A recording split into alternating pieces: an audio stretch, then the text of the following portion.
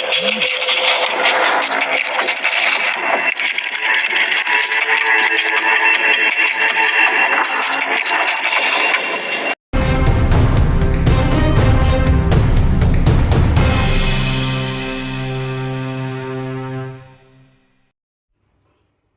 है तमाम दर्शकों का SI91 न्यूज़ में। मैं आपका मेज़बान आबिद हुसैन इनामदार। ಸ್ನೇಹಿತರೆ, ಅಂತಿಮವಾಗಿ ಕರ್ನಾಟಕದ SIR ನಲ್ಲಿ ಯಾವ ಭಯವಿತ್ತು ಅಂತಹದೇ ಬೆಚ್ಚಿ ಬೀಳಿಸುವಂತ ಅಂಕಿಅಂಶಗಳು ಹೊರಗೆ ಬರ್ತಾ ಇದೆ. ನಿನ್ನೆ ಪ್ರಜಾವಾಣಿಯಲ್ಲಿ ಪ್ರಕಟವಾಗಿರುವಂತಹ ಜುಲೈ 26ರವರೆಗಿನ ವರದಿ ಪ್ರಕಾರ 68,28,000 ಮತದಾರರು ASDD ಎಂಬ ವರ್ಗೀಕರಣ ಮಾಡಿ ಇನ್ನು ಮುಂದಿನ ದಿನಗಳಲ್ಲಿ 10 ರಿಂದ 12 ಲಕ್ಷ ಮತದಾರರು ಅದರಲ್ಲಿ ಸೇರ್ಪಡೆಯಾಗಿ ಒಟ್ಟಾರೆ 80 ಲಕ್ಷ ಮತದಾರರನ್ನ ಅಂತಿಮ ಕರಡು ಮತದಾರರ ಪಟ್ಟಿಯಿಂದ ಹೊರಗುಳಿಯುವಂತ ಎಲ್ಲ ಸಾಧ್ಯತೆಯ ಅಂಶಗಳು ಬೆಳಕಿಗೆ ಬರ್ತಾ ಇದೆ.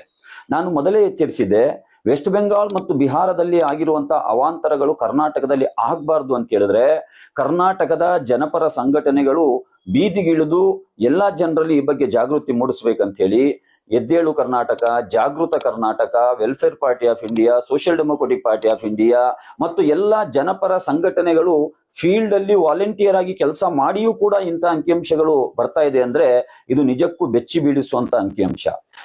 ಈ ಸಂದರ್ಭದಲ್ಲಿ ನಾನು ನಮ್ಮ BLO ವರ್ಗದವರಲ್ಲಿ ಒಂದು ವಿಶೇಷ ಮನವಿಯನ್ನು ಮಾಡ್ಕೊಳ್ತಾ ಇದ್ದೇನೆ.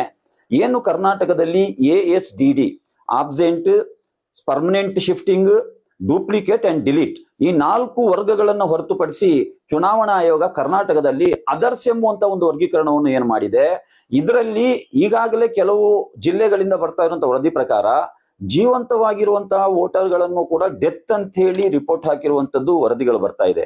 ಹಾಗಾಗಿ ನಾನು ವಿನಂತಿ ಮಾಡ್ಕೊಳ್ಳೋದೇನೆಂದ್ರೆ, ಈಗಾಗಲೇ ನಿಮಗೆ ಚುನಾವಣಾ ಆಯೋಗದಿಂದ ಡೈರೆಕ್ಷನ್ ಬಂದಿದೆ.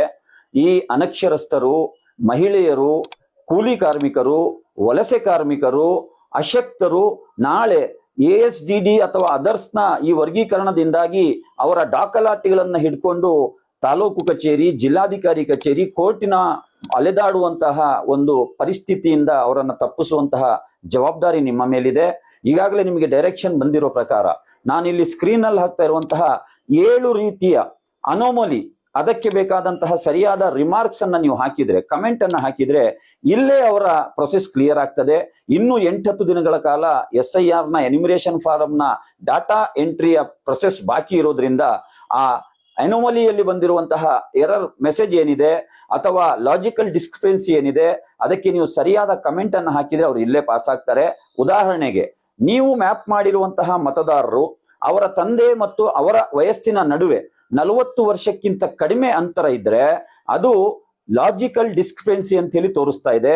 ಅದಕ್ಕೆ ನೀವು ಸರಿಯಾದ ಕಮೆಂಟ್ ಅನ್ನ ಹಾಕಿದ್ರೆ ಅವರು ಜಿನ್ಯೂನ್ ಮತದಾರರು ಅಂತ ಹೇಳಿ ಅವರು ಇಲ್ಲೇ ಪಾಸ್ ಆಗ್ತಾರೆ. ಅದೇ ರೀತಿ ಇನ್ನೊಂದು ಅನೋಮಲಿ ಎರರ್ ಮೆಸೇಜ್ ಏನಿದೆ ಅಂತ ಹೇಳಿದ್ರೆ, 2 ಮಕ್ಕಳ ನಡುವೆ ಅಂದ್ರೆ ಅಣ್ಣ, ತಮ್ಮ ಅಥವಾ ಅಕ್ಕ ತಂಗಿಯ ನಡುವೆ 9 ತಿಂಗಳಿಗಿಂತ ಕಡಿಮೆ ವಯಸ್ಸಿನ ಅಂತರ ಇದ್ರೆ ಅದು ಕೂಡ ಲಾಜಿಕಲ್ ಡಿಸ್ಕ್ರಿಪೆನ್ಸಿಯಲ್ಲಿ ತೋರಿಸ್ತಾ ಇದೆ. ಕೆಲವೊಮ್ಮೆ ಡಾಟಾ ಎಂಟ್ರಿ ಟೈಮ್ ಅಲ್ಲಿ ಅಥವಾ ಡಾಕ್ಯುಮೆಂಟ್ ಸರಿಯಾಗಿ ವೆರಿಫೈ ಮಾಡದಲೆ ಆ ರೀತಿಯಾದಂತಹ ಅಪ್ಲೋಡ್ ಮಾಡಿದ್ರೆ ಅದನ್ನು ಕೂಡ ನೀವು ಸರಿಯಾಗಿ ಮಾಡಬಹುದು. ಈ ರೀತಿ 7 ವರ್ಗೀಕರಣ ಏನಿದೆ ಇದನ್ನ ನೀವೇ ಸರಿ ಮಾಡಿದ್ರೆ ಇಲ್ಲೇ ಅವರು ಪಾಸ್ ಆಗ್ತಾರೆ. ಹಾಗಾಗಿ ನನ್ನ BLO ಸಮುದಾಯದವರು ನಿಮ್ಮ ಮೇಲೆ ಒತ್ತಡ ಇದೆ, ನಮಗೆ ಗೊತ್ತಿದೆ. ಈ ASDD ಮತ್ತು ಅದರ್ಸ್ ನ ಹೆಸರಿನಲ್ಲಿ ನಿಮ್ಮ ಎದೆಯ ಮೇಲೆ ಅಥವಾ ನಿಮ್ಮ ಹೆಗಲ ಮೇಲೆ ಬಂದೂಕನ್ನ ಇಟ್ಟು ನಾಗರಿಕರ ಮತದಾನದ ಹಕ್ಕನ್ನ ಕಿತ್ಕೊಳ್ಳುವಂತ ಹುನ್ನಾರ ಏನ್ ನಡೀತಾ ಇದೆ ಇದನ್ನ ಸೋಲಿಸಬೇಕಾದ್ರೆ ನಿಮ್ಮ ಸಹಕಾರ ಕೂಡ ಇರಬೇಕು. ನಾನು ಹಲವಾರು ಮತದಾರರು ನನಗೆ ಫೋನ್ ಮಾಡಬೇಕಾದ್ರೆ ನೀವು BLO ಒಂದಿಗೆ ಪೊಲೈಟ್ ಆಗಿ ಅವರೊಂದಿಗೆ ಒಳ್ಳೆಯ ರೀತಿಯಲ್ಲಿ ಸೌಜನ್ಯದಿಂದ ವರ್ತಿಸಿ ಈ ಎರರ್ ಮೆಸೇಜ್ ಅಲ್ಲಿ ಏನು ಸರಿಯಾದ ಕಮೆಂಟ್ ಹಾಕಿದ್ರೆ ನೀವು ಇಲ್ಲೇ ಪಾಸ್ ಆಗ್ತೀರಾ ಅಂತ ಹೇಳ್ಬೇಕಾದ್ರೆ ಹಲವಾರು BLOಗಳು ಸಹಕರಿಸ್ತಾ ಇದ್ದಾರೆ, ಕೆಲವು BLOಗಳು ಅಸಹಕಾರ ತೋರ್ತಾ ಇದ್ದಾರೆ. ಹಾಗಾಗಿ ನಾಳೆ ಇವರು ಡಾಕ್ಯುಮೆಂಟ್ಗಳನ್ನ ಹಿಡ್ಕೊಂಡು ನಾನು ಹೇಳಿದಂತಹ ಗರ್ಭಿಣಿ ಮಹಿಳೆಯರು, ಅಶಕ್ತರು, ಅನಕ್ಷರಸ್ಥರು, ಕೂಲಿ ಕಾರ್ಮಿಕರು, ಗುಡ್ಡಗಾಡು ಪ್ರದೇಶದಲ್ಲಿ ವಾಸಿಸುವಂತವರು ಎಲ್ಲೋ ದೂರದ ಕಚೇರಿಗೆ ಅಲಿಯುವಂಥದ್ದು ಬಹಳ ಕಷ್ಟದ ಕೆಲಸ. ನೀವು BLO ಬೂತ್ ಲೆವೆಲ್ ಅಧಿಕಾರಿಯಾದ ಕಾರಣ ನಿಮಗೆ ಈಗಾಗಲೇ ರೀವೆರಿಫೈ ಮಾಡ್ಲಿಕ್ಕಾಗಿ ಡೈರೆಕ್ಷನ್ ಕೂಡ ಬಂದಿದೆ. ಏನಾದ್ರೂ ಅಂತ ಅವಾಂತರಗಳಾಗಿದ್ರೆ ನೀವು ಅದನ್ನ ಸರಿಪಡಿಸ್ಬೇಕಂತ ಹೇಳಿ ಈ ವಿಡಿಯೋ ಮುಖಾಂತರ ನಾನು ಕೇಳ್ಕೊಳ್ತೇನೆ. ಅದೇ ಸಂದರ್ಭದಲ್ಲಿ ಸೋಷಿಯಲ್ ಡೆಮೊಕ್ರೆಟಿಕ್ ಪಾರ್ಟಿ ಆಫ್ ಇಂಡಿಯಾದ BLAs ಬೂತ್ ಲೆವೆಲ್ ಅಸಿಸ್ಟೆಂಟ್ಸ್ ಗಳನ್ನ ನಾವು ಏನು ವಾಲಂಟಿಯರ್ ಆಗಿ ನಾವು ನೇಮಕ ಮಾಡಿದ್ದೀವಿ, ನಿಮ್ಮ ಜವಾಬ್ದಾರಿ ಕೂಡ ಹೆಚ್ಚಿದೆ. ಅದೇ ರೀತಿ ಎಲ್ಲಾ ನಾಗರಿಕ ಸಂಘಟನೆಗಳ ವಾಲಂಟಿಯರ್ಗಳು ಇನ್ನೊಂದು 8-10 ದಿನಗಳ ಕಾಲ ಈ ಪ್ರೊಸೆಸ್ ಅಲ್ಲೂ ಕೂಡ ನಿಮ್ಮ ಇನ್ವಾಲ್ವ್ಮೆಂಟ್ ಇರಬೇಕು.